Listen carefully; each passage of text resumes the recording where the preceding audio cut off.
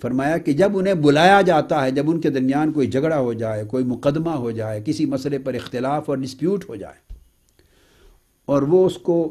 فیصلہ کروانا چاہیں، فائنل اتھارٹی کس طرف جائیں،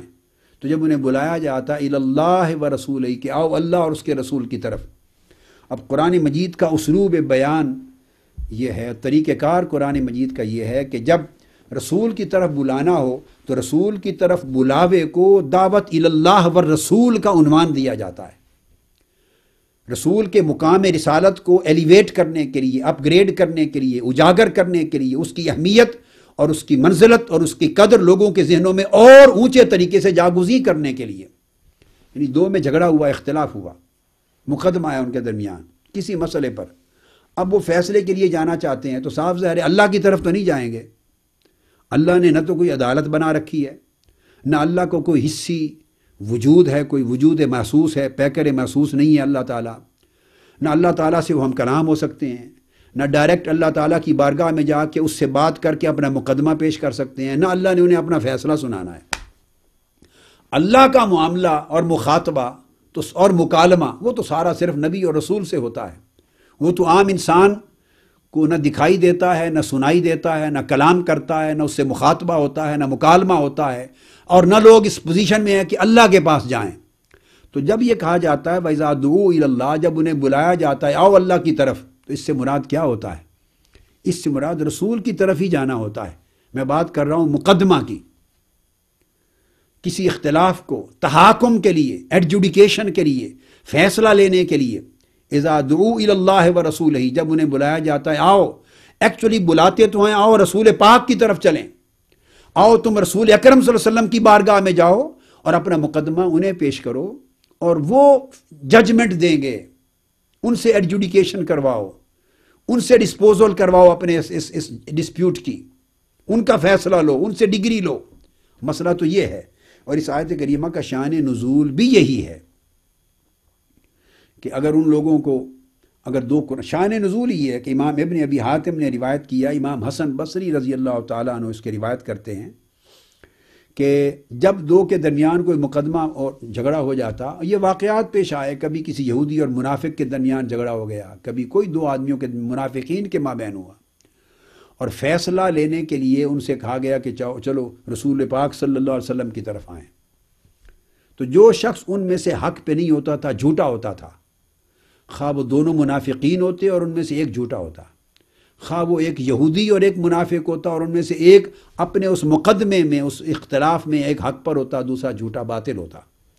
تو جو جھوٹا ہوتا وہ حضور علیہ السلام کی بارگاہ میں اپنا مقدمہ، اپنا لیٹیگیشن، اپنا ڈسپیوٹ اور اپنا فیصلہ لینے کے لیے جانے سے گریز کرتا۔ اسے معلوم تھا کہ حضور علیہ السلام تو حق کا فیصلہ دیں گے اور میں حق پر نہیں ہوں، لہذا فیصلہ میرے خلاف جائے گا،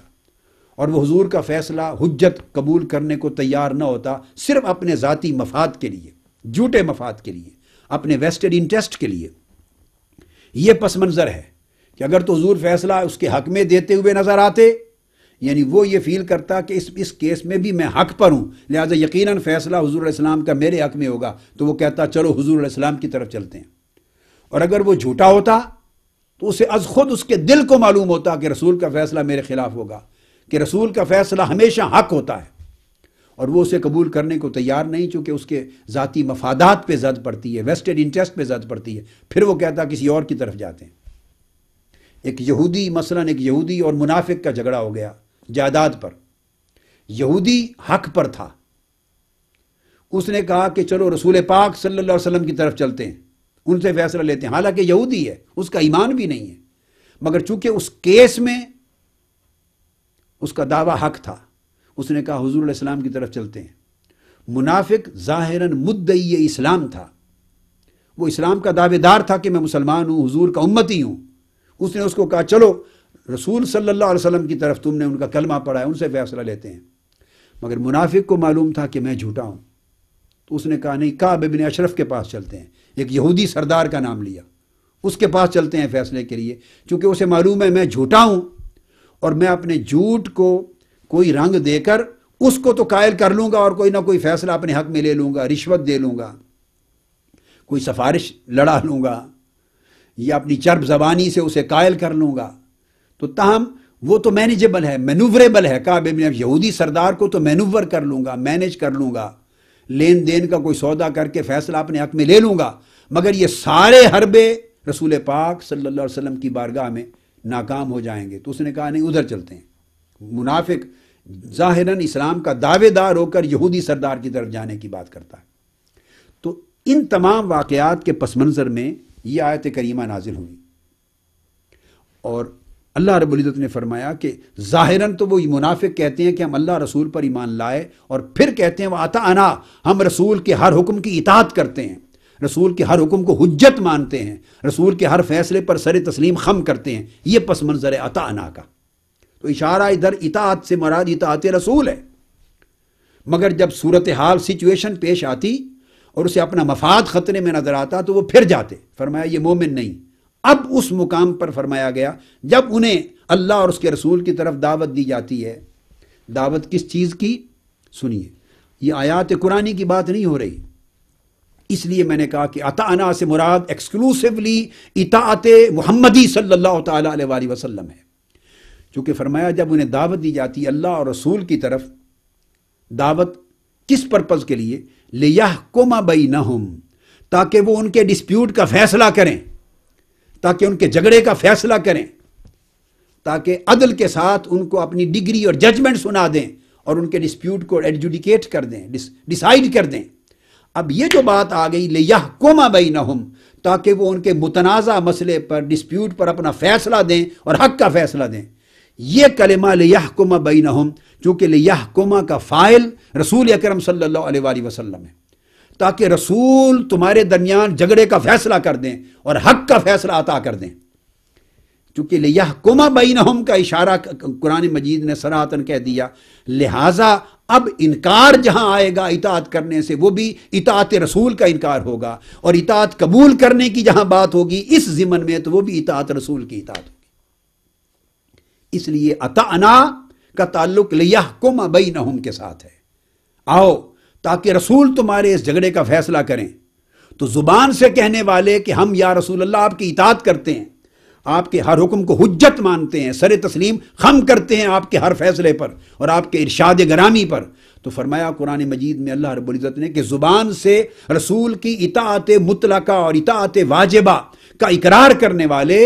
جب معاملہ آتا ہے کہ آؤ فیصلہ ان سے کروا لیں، لِيَحْكُمَ بَيْنَهُمْ اذا فریق منہم معرضون، تو بعض لوگ ایسے ہیں کہ پھر جب یہ بات آتی ہے تو پھر جاتے ہیں، اعراض کرتے ہیں، سرکشی کرتے ہیں، گردن موڑ لیتے ہیں، حضور سے اپنا فیصلہ لینے کے لیے نہیں جاتے، تو اس کا مطلب ہے وہ اطاعت کے دعوے میں جھوٹے ہیں۔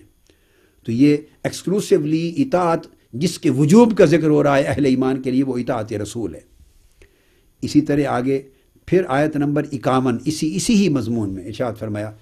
یہ تو منافقین کی بات تھی، اب آگے چل کر اللہ تبارک و تعالیٰ مومنین کی شان بیان کرتا ہے کہ منافقوں کا حال تو یہ ہے۔ اب فرماتا ہے کہ اگر مومن ہوتے، سچے دل سے صحیح مومن ہوتے، تو پھر ان کا کہنا کیا ہوتا،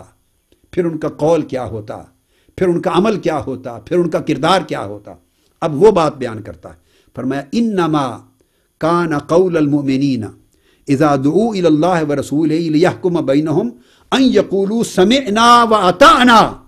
واولئک هم المفلحون۔ فرمایا یہ تو تھا منافقوں کا حال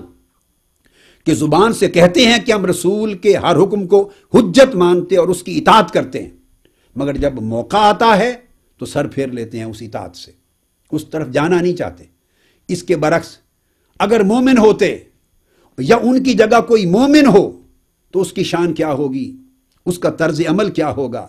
اس کا وتیرہ شعار اور اس کا کردار